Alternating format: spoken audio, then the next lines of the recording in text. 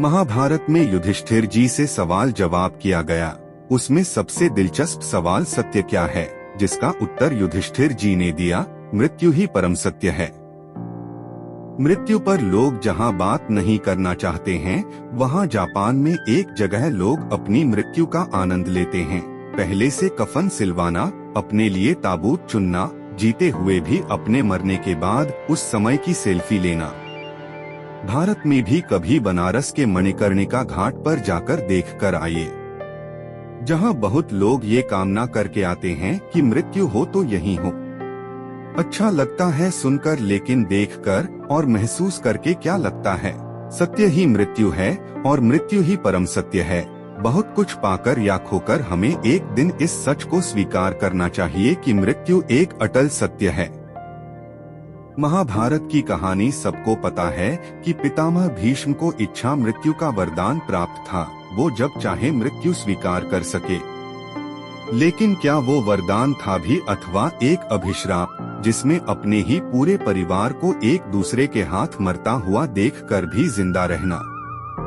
शायद यही मृत्यु का आनंद भी है कि किसी को भी इसका पता नहीं कौन सा दिन आखिरी होने वाला है।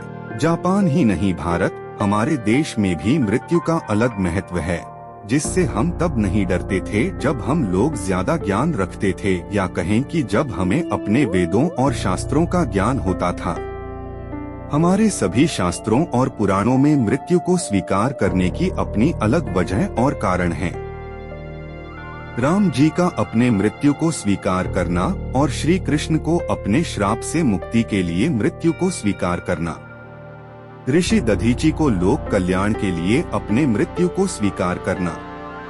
नियति के साथ साथ जिसने भी इस धरती पर जन्म लिया है, उसे मृत्यु को स्वीकार करना ही चाहिए। अब मृत्यु को खुश और दुख किसी भी तरह महसूस हो रहा है, लेकिन स्वीकार करना ही पड़ेगा।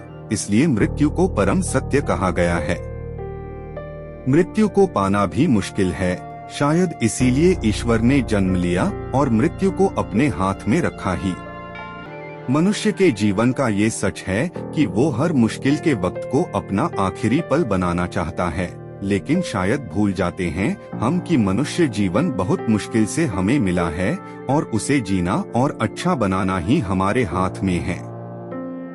सबका सार यही है कि मृत्यु हमें सिर्फ शरीर बदलने के लिए मिलती है या फिर अपनी आत्मा को परमात्मा में समाहित करने के लिए मिलती है।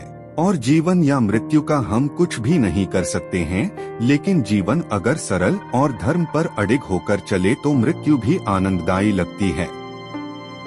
मृत्यु के बाद का आनंद कोई भी नहीं जानता है, लेकिन ये सत्य भी है और साबित भी है कि एक जिंदगी मृत्यु के बाद भी है, और उस जिंदगी को अच्छा या बुरा हमारी मृत्यु से पहले के समय और कर्मों से ही अच्छा बनाया जा सकता है। मृत्यु मोक्ष नहीं हो सकता, लेकिन मोक्ष बिना मृत्यु के नहीं मिल सकता। मोक्ष को प्राप्त करना ही मृत्यु के बाद की जिंदगी है। मनुष्य का स्वभाव ही जटिल है और मनुष्य की अच्छी बुरी परिस्थितियां कहीं न कहीं उसकी उपज भी मनुष्य खुद ही होता है। और ये समझकर कि जीवन किसी और का दिया हुआ है और परिस्थितियां खुद की बनाई हुई है, कभी भी इस जीवन को समाप्त करने जैसा फैसला नहीं करना चाहिए। ईश्वर ने आपको भेजा क्यों है? इसकी उत्तर ना मिले तो सब कुछ ईश्वर के ऊपर छोड़कर अपना कर्म करिए। मृत्यु पर ना कोई विजय प्राप्त कर सकता है, ना ही कर पाएगा। सतयुग से कलयुग तक कोई भी नहीं। तो अपना आज और कर्म सुधारिए।